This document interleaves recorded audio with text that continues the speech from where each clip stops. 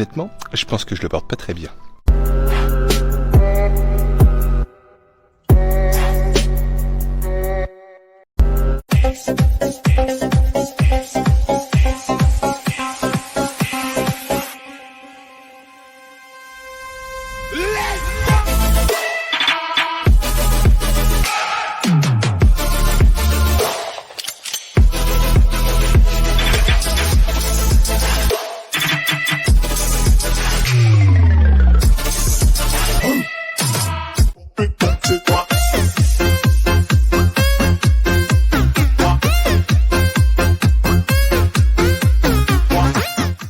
Toutes les réponses aux interrogations que vous avez, notamment à savoir si vous finirez dans les flammes de l'enfer pour l'éternité, je vous les donne en 2 clics seulement. Parce que je suis ton père.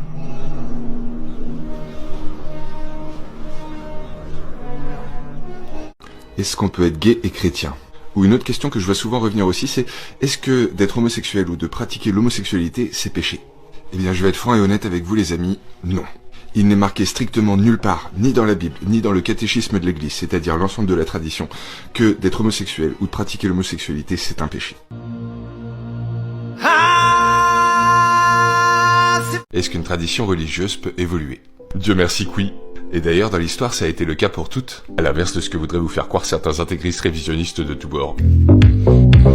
Purée truc de ouf, il y a Rome qui m'a appelé le Vatican. Bon, j'avoue, c'est pas le pape François, mais un de ses secrétaires d'État. Truc de ouf ou quoi ? Et il m'a appelé pourquoi ? Bah, je vais vous refaire la discussion. Il me fait « Allô, Matteo ?» Je lui fais « Ouais ». Il me fait « C'est Monseigneur Luis, le secrétaire d'État de la communication au Vatican. Ça va ?» Je lui fais « Ouais, ça va et toi ?» Il me fait « Ça va ». Je lui fais « Cool. Et alors, tu m'appelles pourquoi ?» Il me fait « Parce que l'Église a besoin de ton aide. » On en arrive au Père Matthieu, chers amis.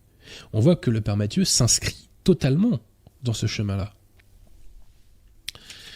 Qui est le Père Matthieu ? À la base, le Père Matthieu, c'est un clerc conciliaire, on ne peut plus classique, si je puis dire. Et il est devenu, il faut bien le dire, une véritable star sur TikTok, je crois qu'il compte 1 million d'abonnés, ce qui est quand même gigantesque quand on y pense. Surtout à une époque où la secte conciliaire parle de moins en moins à ses fidèles. Bon. Dans le cadre de son activité médiatique, le Père Matthieu débite à échéance régulière des hérésies totalement aberrantes. Par exemple, il nous dit que l'homosexualité n'est pas un péché. Le suicide, nous dit-il, n'est pas un péché. Qu'est-ce qu'il nous raconte encore ? Oui, le diable n'existe pas. Voilà, donc il empile, au fil du temps, des hérésies absolument hallucinantes. Et on a bien vu tout à l'heure qu'il nous disait encore que la tradition évolue, hein, ce qui est une fois encore une hérésie, puisque par définition, le contenu de la tradition est figé. Bon. Son explicitation n'est pas figée, mais son contenu est figé. Donc, depuis 1 an et demi, le Père Matthieu enquille les hérésies. Et pourtant, il n'est pas sanctionné par sa hiérarchie. Je dirais même que tout est fait pour banaliser le Père Matthieu. Le Vatican a fait appel au Père Matthieu dans le cadre d'une étude. Dans une émission de Cato TV consacrée à la situation des prêtres aujourd'hui, on interroge le Père Matthieu comme s'il était un prêtre lambda.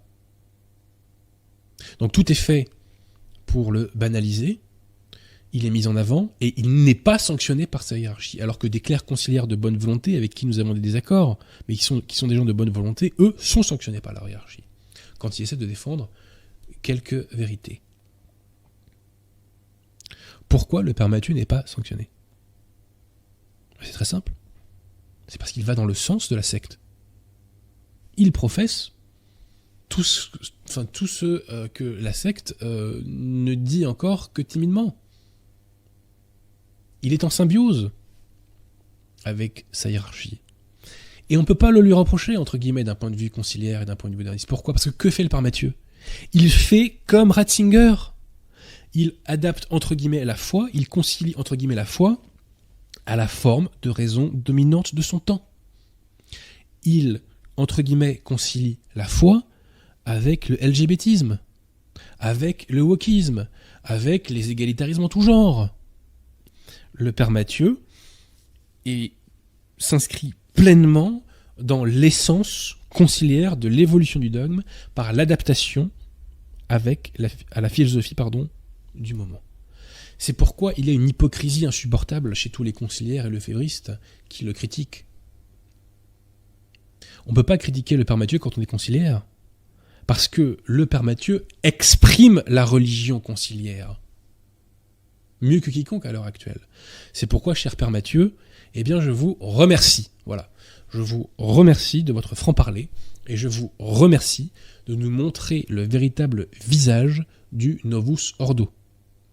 Vous, au moins contrairement à d'autres, vous ne cherchez pas à maquiller l'hérésie, vous l'exprimez clairement, et en cela, vraiment, je tiens à vous en remercier. Voilà.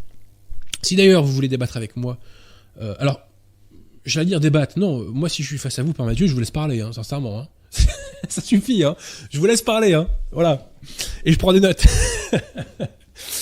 Mais si vous voulez venir à ce micro, cher Père Mathieu, pour nous expliquer votre parcours, pour nous expliquer pourquoi vous en êtes arrivé à professer toutes ces hérésies modernistes, eh bien ma foi, ça serait, je crois, très intéressant. Voilà.